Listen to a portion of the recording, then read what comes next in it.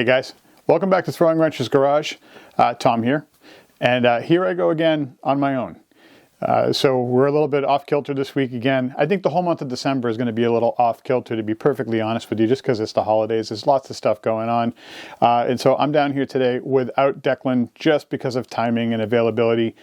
And I'm actually in a different environment today, as you can see, those eagle-eyed among you. I'm actually in our basement today, which is where we're storing the 305 from the IROC.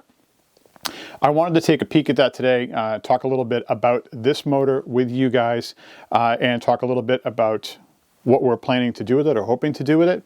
And we're also going to do some measurements on this because I want to be able to take a quick look at this and measure it with some bore dial calipers and see if we can ascertain just from some quick measurements whether this thing is even close enough in spec to rebuild as it is, or whether this is going to have to go out and get machined.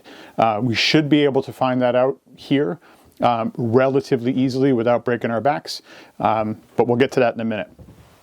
Before we get to that, I did want to talk to you guys a little bit and kind of issue a little bit of an apology to those of you who comment. I know last week when we did the compression testing, I said, please send me your comments. And a lot of you did. Thank you for those.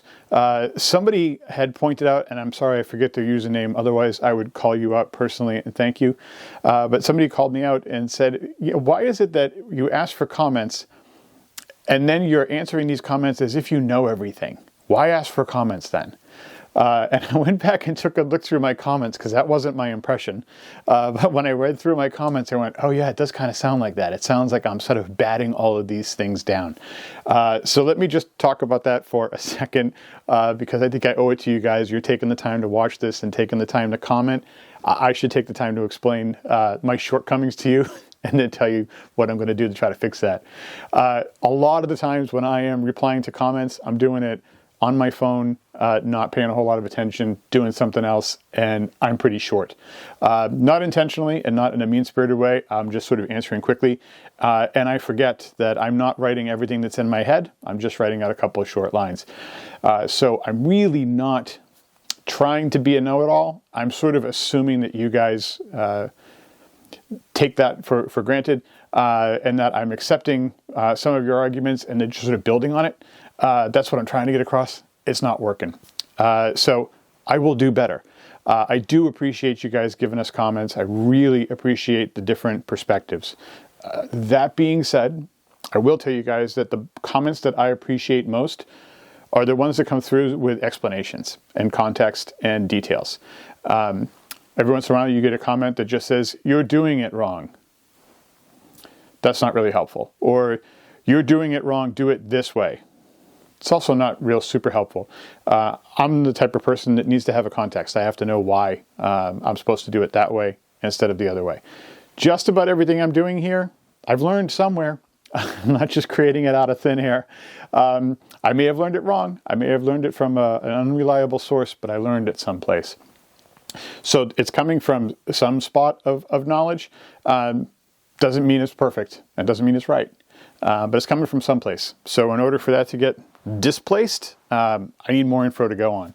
And sometimes people are great about that, and sometimes they're not. So I'm trying to do a better job of digging in and asking more questions when something's unclear, or of just trying to build on what you guys are writing to me. But just wanted to get that out of the way. My apologies. I don't mean to come off like a know-it-all. I really do want to hear what you guys are saying because I do have plenty to learn. I do as much research on this stuff as I reasonably can, and try to do everything from a place of knowledge. But you guys know as well as I do, there's about 60,000 ways to do everything. And there's not just one right way. We've all got different right ways. So there's room for all of us to learn new stuff. Anywho, let's talk quickly about that compression test because I do want to clear some stuff up about that. There was a lot of talk about the compression test and how we did that and doing it right or wrong. I did do that with a warm motor. Several people pointed out that you can actually get maximum compression on the motor if you run it cold. I haven't gone through and verified or validated any of that. I haven't gone into any sort of scientific background to double check that that's true. It may be, I don't know. It seems like it has some validity from the explanations that were given. Bottom line, though, is it kind of didn't matter to me for the test I was doing. So realistically speaking, when you're doing a compression test, you are testing for compression, but the reason that you would test for compression may be different. If you're building a performance engine or a race motor that you're trying to get through at optimal efficiency, then you might be doing a compression test as a constant benchmark to find out, is this producing the compression that it is supposed to on each cylinder after every run or after so many runs. And in those instances, you do want to get a very, very accurate reading of the actual cylinder pressure for each cylinder. Because if you built that motor so that it's supposed to be producing 185 psi per cylinder, you better be really, really close to that. And if you're off of it significantly, you know the motor's hurt somehow and you have to fix it. That's not what we were doing to the IROC. The other reason in what we were doing to the IROC that you might test for compression is really just to find out if your motor is, in general, healthy. Now, to be honest, I do not know what the compression is supposed to be on that motor. It's an unknown motor. The motor that's currently sitting in the Chevelle is not the original motor to that car. It's a replacement motor. It's a replacement motor from a company that's no longer in business. There is no paperwork on it. I have no idea what pistons or crank or heads or anything are in it. I have no idea what cam is in it. I do know that the motor is pretty mild. But I do not know all the internals. So I have no way of being able to accurately calculate what the cylinder pressure should be in that engine. So I wasn't necessarily going for the accuracy of the individual cylinder pressure. What we were trying to test for was to see if the cylinders were equal. What we were really trying to figure out is, are all 8 of these cylinders working roughly on the same level, or is one of them underperforming significantly? And so that specifically comes into play with us when we talk about that one number 2 cylinder that took a lot of cranks to get up to pressure and had a really, really low pressure in the beginning and then eventually got up there. That cylinder worries me, even though somebody accurately pointed out that you can run a compression test and just continue to crank it until it gets to maximum pressure for each cylinder. We were running on 6 full cranks for each one of those cylinders, which is, it's a lot. That's a lot. And for just about every other cylinder, that was plenty. It was maxing out the gauge and it wasn't going any higher. But for that one cylinder, it kept on climbing. We finally just quit because we were tired of trying that cylinder. What that's telling me at the end of the day isn't exactly what's wrong, but it's telling me something's wrong. So it's telling me there's something off on that number 2 cylinder, something a little screwy. We don't know exactly what it is. So the next step in the process for us is going to be a leak down test. And we'll talk about that more once we get the motor out of the car. Because a leak down you can do in the car, it's going to be a lot easier for us to do out of the car. Part of the reason for that is in order to do the leak down, you need to run a leak down on each cylinder when that cylinder is at top dead center on the compression stroke. So that's something that's going to be a lot easier for us to do with the engine out and on a stand where we can turn it over by hand and actually, visually inspect with a scope if we need to double check that the cylinders the piston's where it needs to be. That's way easier to do when it's out of the car than it is to do when it's in the car. So since we're pulling it already, we'll wait until that happens and we'll do that check to find out if we're losing pressure of a significant amount on any one of the cylinders. And if we are, it'll tell us basically where we're losing it from. And then hopefully we can get a little bit further down the path there and do some other tests to figure out what could be off on that motor. The good news that I took away from that compression test on that motor is it's not hurt bad. That motor's in pretty decent shape, and truth be told, we could just pull it out and slap it back into the IROC, and for what Declan's going to use it for, he could drive around in that thing no problem, and I'd have a lot of confidence in it. But since we're pulling it, if we have an opportunity to literally just freshen it up, then that's something that we can do for short money and a little bit of labor. Then that's something we ought to do. We owe it to ourselves to do that, just so we don't have to pull the motor again at some point to do that work. So that's where we're sitting at from the compression test. Now let's talk a little bit about checking the bore. Let's switch gears for a second, and we'll start talking about this little 305 and checking the bore on it. And I know it's not entirely in the camera shot here. Don't worry, we'll have another camera on it. We want to check the bore on each one of these cylinders to figure out if it's worn. And there's a couple of ways that cylinders can get worn. Now, first thing to note is that we already know that this thing had a bit of a destructive tendency, right? It ate a piston, basically, bent up a rod, ate up a piston. We know that didn't help anything in this motor, but based on our general investigation of everything in this motor, there's no scoring on the cranks, there's no real heavy scoring on the bearings. We're going to replace the bearings anyway, but everything looks pretty good in this engine. It doesn't look internally like it's had shrapnel running through it.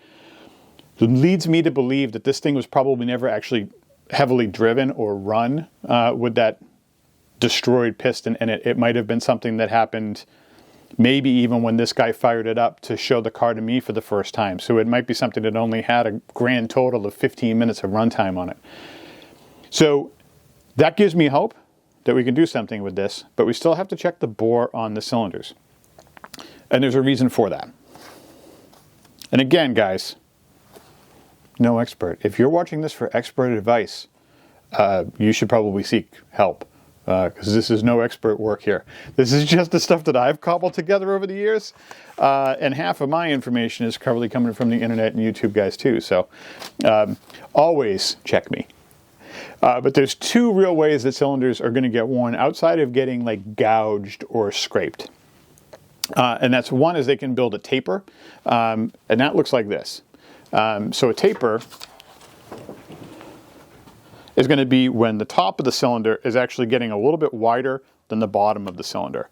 This is just normal wear and tear as the piston slides up and down that cylinder and starts to wear the walls unevenly, and you get that taper. The other way is that you can get an egg shape. So the cylinder should be a perfect round, but over time that can get egg-shaped. And the reason it can get egg-shaped is there's more thrust, there's more wear or force put on the top and bottom of the cylinders. As the piston is thrusting up and down, it presses to one side or the other side of that cylinder as it runs. So that natural thrust that happens on the up and down strokes of that piston, different thrust side for each one of those strokes, can actually cause that egg-shaped pattern and can cause this taper to happen over time. We're not talking about a taper that looks this dramatic or an egg shape that looks dramatic. You're never going to see it with the naked eye. And if you do, if you can see that with the naked eye, there's something terribly wrong with your motor and you don't have to measure anything, just throw that thing in the trash. So what we need to do is test this to see, or measure this to see how close or how far out it is. And to do that, we're going to use a bore gauge. Now you might think that you can use one of these. It's a dial caliper. We've all got these in our cabinets, or we should. If you don't, invest in a set. They're not terribly expensive, and you don't have to get super fancy ones unless you're doing really super fancy work. But what these will do for you is they will measure the width of things. They'll also measure the interior dimensions of things too, if you flip them over and use these forks instead of these calipers. The trick with these is you can't get down into the cylinder. So at the top of the cylinder here, and we're going to show you how this works. So you can see at the top of the cylinder here, there's going to be a little ridge. Let's see if it can focus there. So that little ridge is basically where the piston rings, pardon me, where the piston rings stop. They don't come up all the way to the top of the cylinder. There's a little bit of a gap there because the rings are set down a little bit from the face of the piston. So that's where they stop scraping. And there's basically going to be a ridge that forms over time in this block. That happens in every block, and it happens pretty quick. Now, it is possible that that ridge can get so pronounced that it's actually hard to get pistons out of here. That's possible. It can happen. In this case, we didn't get a ridge that was that bad. As you go further down, so if you use those calipers to measure this, you're going to catch the ridge, which is going to be a smaller ID than the rest of that bore. And you're certainly not going to be able to get all the way down there to the bottom, and you're not going all the way down. You're going to where it changes color there. You can sort of see it's shiny and silvery, and then you get to a point right below that where you can see it changes color. That's the point. Right above that is where we want to stop measuring. That's the bottom. After that is not where the piston is actually touching the cylinder. So we're going to take 3 measurements, one at the bottom, one in the middle, one at the top, and we're going to test, I keep saying test, we're going to measure this at the 6 and 12 positions, and then again at the 3 and 9 positions. Now, measuring in both of those positions is going to be able to tell us our taper and our egg shape. So the bottom, middle, top tells us the taper, and then the 6 and 12 and the 3 and 9 positions is going to tell us that egg shaping. So between those two, we're going to be able to figure out, are these cylinders still in good enough shape that we can just re-ring and put this thing back together. And technically speaking, with this motor, since we destroyed that piston and rod, more than likely we would just get new rods and pistons anyway for this thing.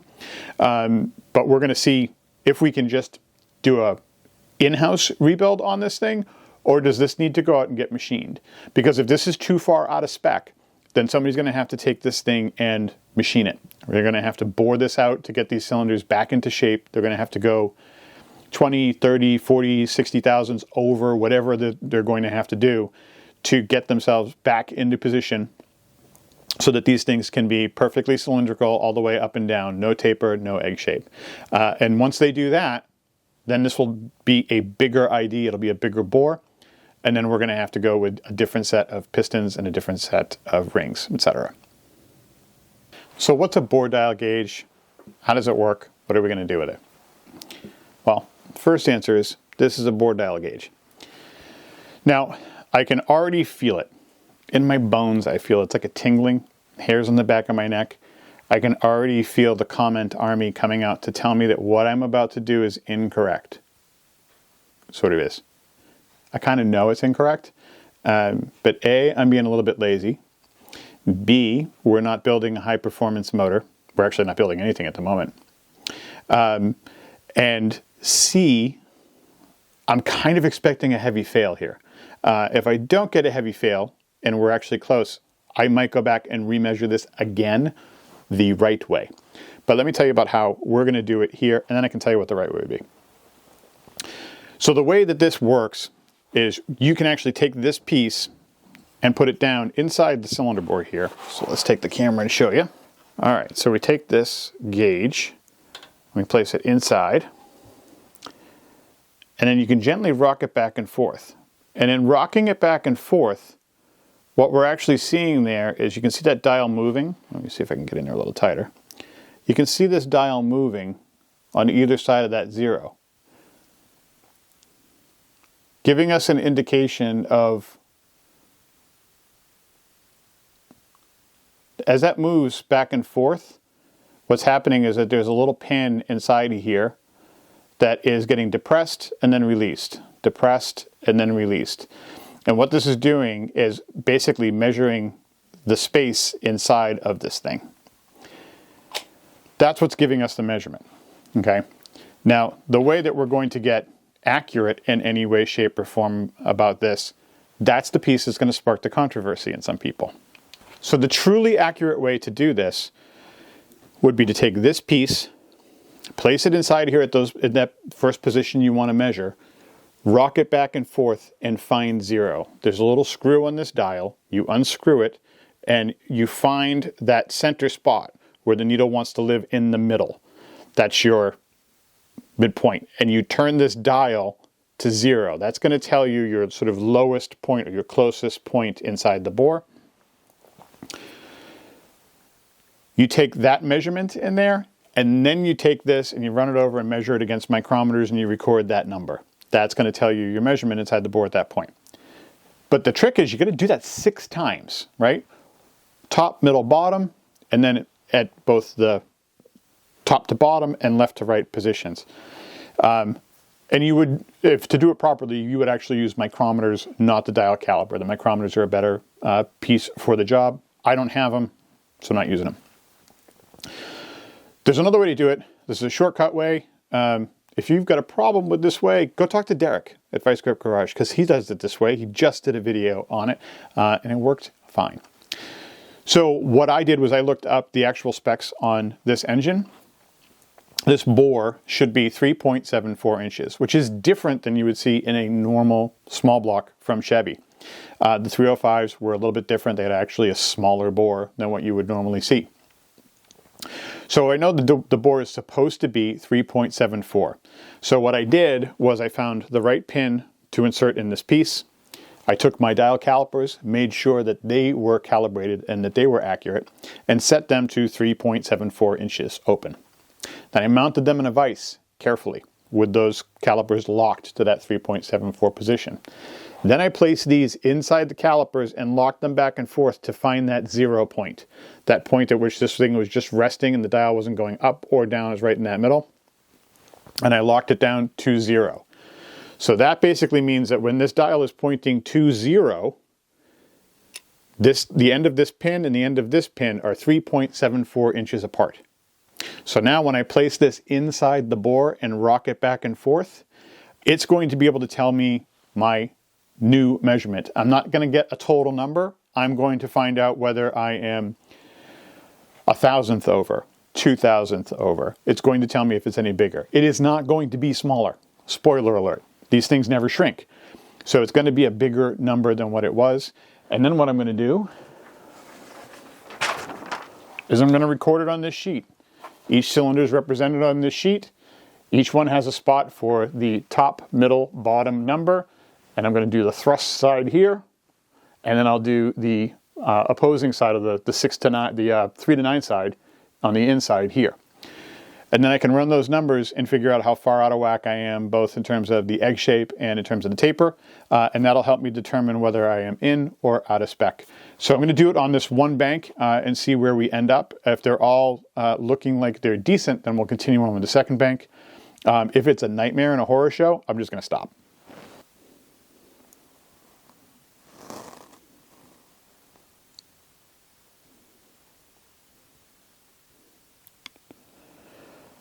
$25, $20, and $15.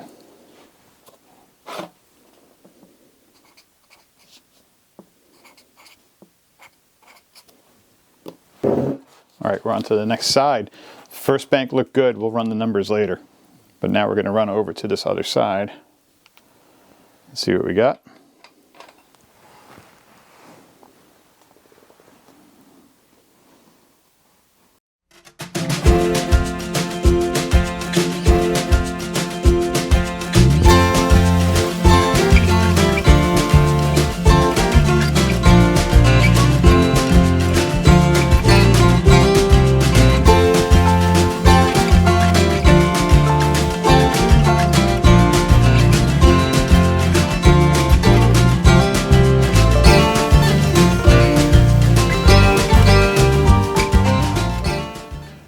So it just occurred to me while I was wrapping this up here and writing this down that most people are probably going to be familiar with these gauges reading down to 1,000th of an inch or maybe 5,000ths of an inch. I just wanted to sort of show this goes down to 5/10,000ths of an inch.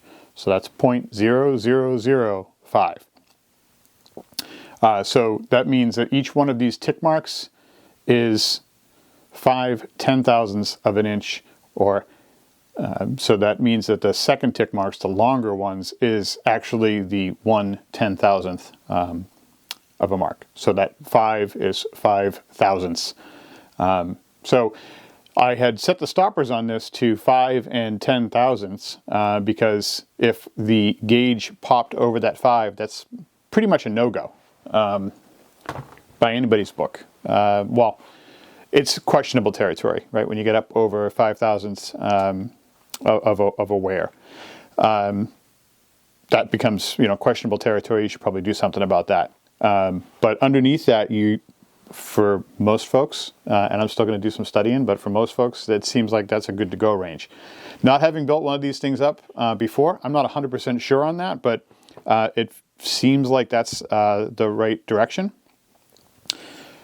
So I think right now, we're going to look into the results with you guys. Here's what we're looking at. These are the results, and I'm going to probably type these things up and I'll pop them up into the screen. How's that? That's a lot easier. I'll even leave room right here so that I can post them, and I'll read off the cheat sheet. So you can see by the way that I wrote these things out, little arrows pointing front. So you've got the driver's side bank 1357 on the left hand side, and then on the right hand side is the passenger side 2468. And I've got both the the thrust numbers, so that's measuring top to bottom, that 12 to 6 position. And then on the inside, I've got the other numbers, which is measuring in that 3 to 9 position.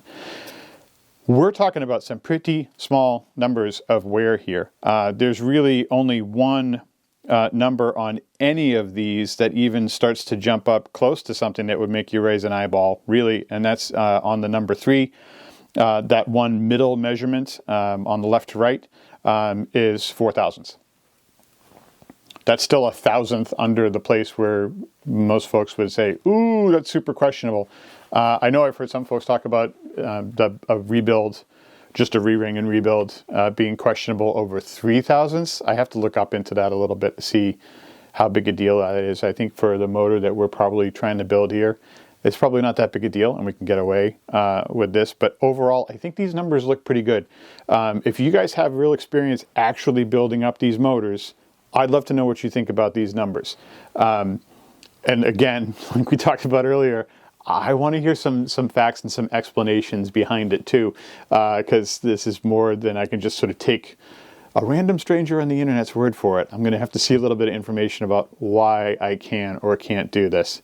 But I'm definitely interested to know. So if you guys don't think that this is within a spec to be able to rebuild as it is, I'd love to know that. Obviously, we'd go through and do the sort of dingle ball hone trick to get these things cleaned up, and we'd have to clean the crap out of this motor in order to get it there, degrease the whole thing. We would take care of it to get it back into a running position, and obviously we're going to have to put new bearings in it and clean this up a lot. But I certainly like the idea of us being able to put together this 305 as sort of a back burner project, because if we're putting the 350 into the IROC, I'd like that to be a relatively temporary solution, and I would love to at some point be able to put this numbers matching engine back inside, and that just makes even more of a reality if we can do that without having to send this off to be machined. It just makes it a lot simpler to do. Before I let you guys go, I did want to cover one more thing, and I thought we covered this when we took apart the engine and cleaned it the first time, but I think I can get at this a little bit cleaner now and with a little bit more visibility, so we're going to give it a shot. So one of the things that we talked about when we talked about putting the 350 in was changing that 350 over so that it could turn into a TPI motor. And one of the things that I talked about was the fact that we'd have to change that over to a roller, and there were some people who said that this motor, this 305, wasn't a roller cam. Wasn't a roller motor. It is, and it's a factory roller, and I'm going to show you that because this is kind of interesting, and I don't know how long GM actually did this. I'm sure one of you smart people can tell us, but I do know that this came into play at least in the late 80s, and I think it stayed around to the early 90s, probably until they started doing the LT engines.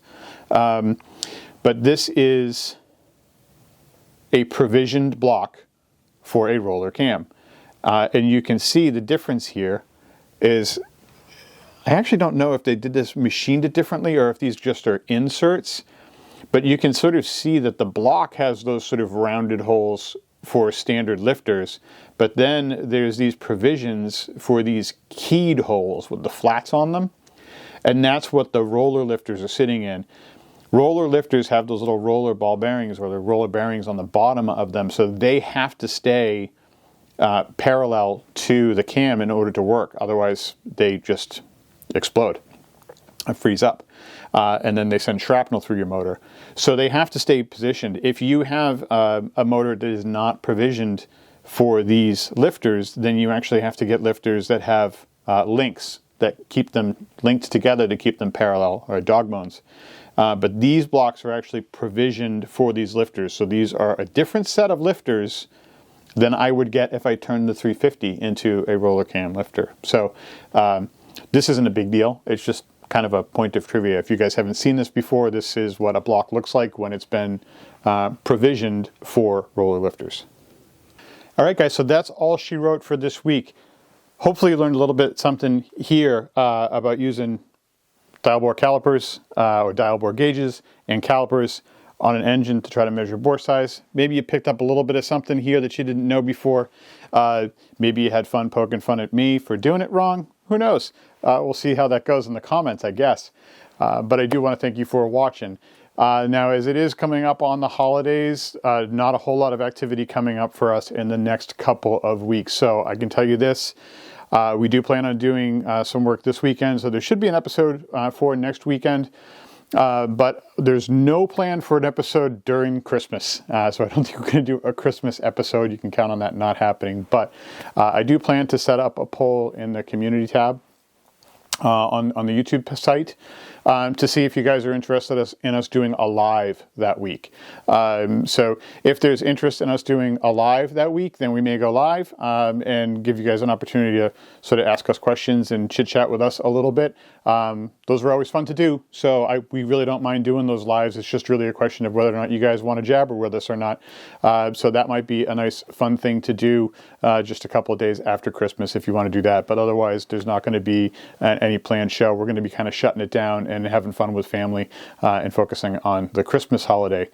But immediately after that, I have some time off of work, and the plan right now, as long as we don't have some sort of apocalyptic snow or freezing event, is we are going to pull the 350 out of the Chevelle during that week. So in that week between Christmas and New Year's, my plan is to get out there and yank that 350 out of the Chevelle. My buddy Mike is going to come over and help us again, and we're going to pull that thing out of there. And start getting that engine bay cleaned up inside that Chevelle so that can be prepared to accept the crate motor, so that we can put that in there as soon as things start to sort of warm up a little bit. And then we actually have some fun things that we can start doing. Some of it's going to be on the Chevelle. So you IROC guys, I know, bummer. It won't be a whole lot of stuff there. But we are going to get back on doing some more IROC stuff as well, because once that 350 comes out, it's time to spruce that thing up and start troubleshooting that, make sure that we go and do the leak down. See what we need to do to freshen that baby up. Declan wants to paint it. He wants it to be black. He does not want it to be the orange anymore.